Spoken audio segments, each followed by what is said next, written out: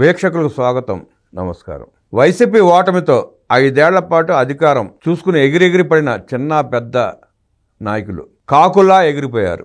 జగన్మోహన్ రెడ్డి మనస్తత్వం తెలిసిన ఇతర పార్టీ నాయకులు ఎవరూ వైసీపీ వైపు కన్నెత్తి కూడా చూడటం లేదు. ఇక భవిష్యత్తులో పార్టీ నిలబెట్టుకోవడం ఎలా అనే ఆలోచనలో సతమతం అవుతున్నాడు జగన్మోహన్ రెడ్డి.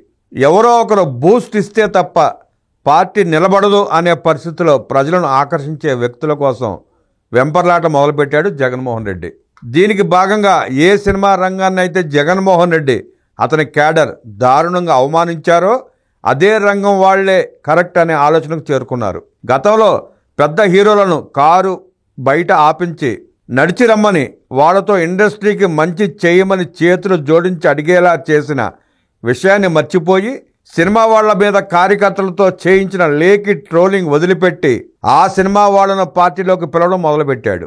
గతంలో పుష్ప సినిమా సమయంలో అల్లు అర్జున్కి మెగా ఫ్యాన్స్ కి చిన్న మిస్అండర్స్టాండింగ్ ఉంటే అతన్ని ఓన్ చేసుకోవడానికి ట్రై చేశాడు. 4 రోజుల్లో మెగా ఫ్యామిలీ ఒకటై చీ కొట్టడంతో మరో వ్యక్తి కోసం వెతుకులాడాడు. అలా ప్రస్తుతం జూనియర్ ఎన్టీఆర్ ప్రాపకం కోసం కలవరిస్తున్నాడు. టీడీపీ లాంటి బలమైన కేడర్ కలిగిన నాయకత్వం మీద నమ్మకం ఉన్న పార్టీని దెబ్బ కొట్టాలి అంటే వాళ్ళ పార్టీ వాళ్ళు అయ్యుండాలి అనే ఉద్దేశంతో గతంలో లోకేష్ గారి పాదయాత్రలో ఐపాక్ వారితో ఎన్టీఆర్ అభిమానుల పేరున ఫ్లెక్సీలు వేయించాడు. ఛాన్స్ దొరికినప్పుడు ఎన్టీఆర్ ఫ్యాన్స్ ముసుగులో టీడీపీ మీద విషం కక్కడం మొదలుపెట్టారు వైసీపీ వాళ్ళు. అదే ఇప్పుడు కొనసాగుతోంది. ఎన్టీఆర్ ఫ్యాన్స్ ముసుగులో టీడీపీ మీద యుద్ధం చేస్తున్నారు వైసీపీ వాళ్ళు.